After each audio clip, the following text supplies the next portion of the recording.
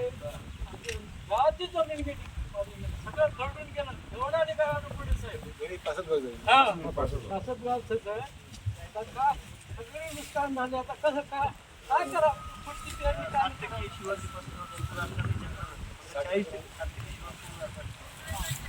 शिवार फक्त आणि आता काय 8,000 आणि काय होणार आहे? 1983 ला तेच मला निवडून इथं डोक्या इतकं पाणी होतं वर गेलं हे या वरी या लेवलला पाणी डोक्या इतकं पाणी होतं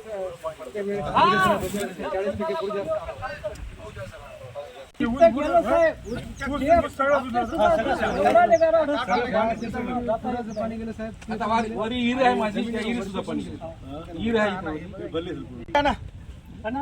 1,000 रुपये हेक्टरी द्या मला दुष्काळ जाहीर करा कर्जमाफी करा तर शेतकरी वाचतील आता काय खरं नाही या तुम्ही मायबाप आमच्या दुसरं कोणी नाही वाली आम्हाला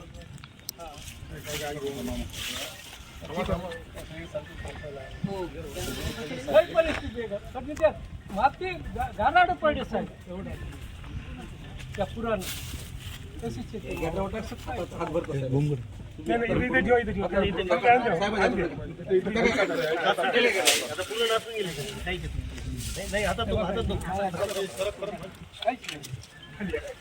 काही नाही बघितलं नदी पात्राच्या पुराचे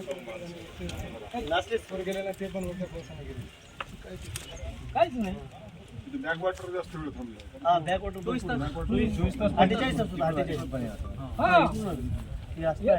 असं पाणी गेलं सर उत्तरच्या भागामध्ये पुईनी, पासदगाव, निळा, चिखली, या सगळ्या भागामध्ये मी जाऊन आलो आणि लोकांच्या भेटीगाठी घेतल्या. प्रामुख्याने अर्थात सर्वत्रच सारखीच परिस्थिती आहे, म्हणजे काही इथली परिस्थिती आणि जिल्ह्यातल्या इतर भागातली परिस्थिती वेगळी असं मी म्हणणार नाही. पण हे शहरात गोदावरी काठ आणि आसना या दोन्ही भागाच्या मधला भाग आहे आणि त्यामुळे नुकसान प्रमाण जास्त आहे. एक तर जे दिसतंय पीक परिस्थिती जवळपास उद्ध्वस्त झालेली आहे, म्हणजे असं पीक पाहण्यासारखं शिल्लक राहिलंच नाही आहे कुठलंही पीक. त्यामुळे पीक कापणी प्रयोग आणि त्यातून काही नवीन निष्पन्न असं पीकच येणार नाही अशी पहिली परिस्थिती आहे. त्यामुळे इन्शुरन्स कंपनींनी जो त्यांचा धोरण बदललं आहे की पीक कापणी प्रयोगानंतर जे उत्पन्न येईल त्या उत्पन्नावर आधारित इन्शुरन्स द्यावा, अतिशय चुकीचा विषय असं आमचं मत आहे. कारण की अति 130-140 mm पाऊस झालेला आहे आणि एवढ्या पावसामध्ये पाणी तर अजूनही शेतात आहे, म्हणजे शेतात जाऊच शकत नाही अशी परिस्थिती आहे. त्यामुळे पिकं सडली आहे, सोयाबीन सडलेलं पाहायला आपण, पिकाची पूर्ण नासधूस झालेली आहे. अशा परिस्थितीमध्ये पीक विमा कंपनीने धोरण बदलताना प्रॅक्टिकल काही विचार केला पाहिजे. मागचंच वर्षापूर्वीचा विषय आहे तो प्रलंबित आहे. शासन स्तरावर जे आपण अनुदान देणार आहोत किंवा मदत करणार आहोत त्यातला पैसा हा अधिक वाढवण्याची गरज आहे, त्यात दुमत नाही आहे.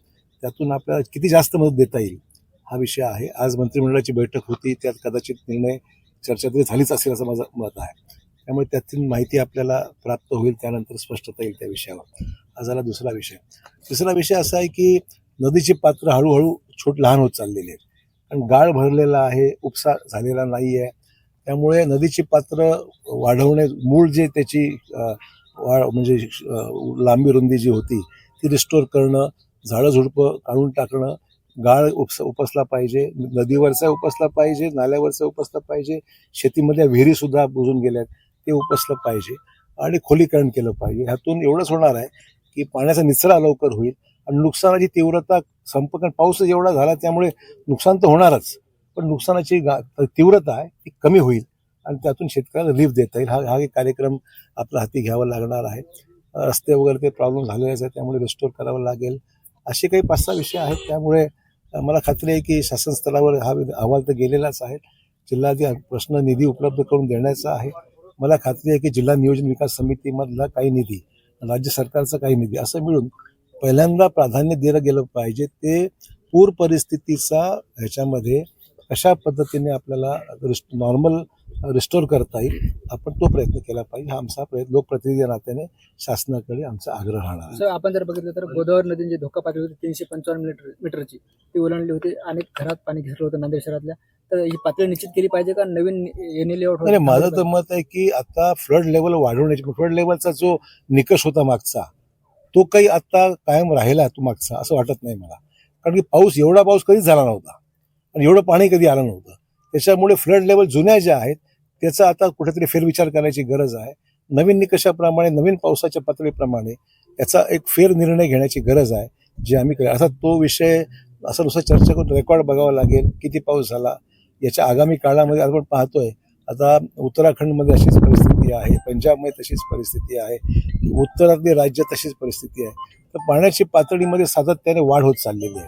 त्यामुळे आपल्याकडे जे झालेलं आहे हा त्याचाच एक ग्लोबल वॉर्मिंगचाच भाग आहे असं माझं मत आहे. एवढं पाणी कसं येत नाही, पाणी येऊ शकत नाही. त्यामुळे मागचा रेकॉर्ड थोडासा बाजूला सारून नव्याने काही निकष आपल्याला ठरवावं लागतील. त्याचा निर्णय वरिष्ठ पातळीवर शासनाने आणि संबंधित विभागाचे अधिकारी आणि याच्यातले जे सायंटिस्ट, कृषी विद्यापीठाचे लोक आहेत, बाकी पिकाच्या बाबतीतला निकष, आजचा एकंदरीत हे सगळं फेर आढावा घेऊन निर्णय घ्यायची गरज आहे. साहेब, ओला दुष्काळाची मागणी होती नांदेडमध्ये, 6,50,000 हेक्टर नुकसान झाले. नाही, 7 लाखाच्या आसपास, 6,50,000 हेक्टर, 7,56,000 खरीपाची पेरणी. हा, तेच म्हणतो. त्यामुळे या सगळ्या गोष्टीमध्ये आता शासन स्तरावर आज कॅबिनेटमध्ये सगळं रिपोर्ट गेलेला आहे, सगळ्या जिल्ह्याचा घेतलेला आहे. तर काय निर्णय वाट पाहूया काय होतं. साहेब, दुसरा एक प्रश्न आहे. आमदार चिखलीकर असं म्हणतात की मांजरा सहकारी कारखान्यानं उसाला जे आहे ते 3150 रुपये भाव कलंबर सुरू करा लवकर म्हणा.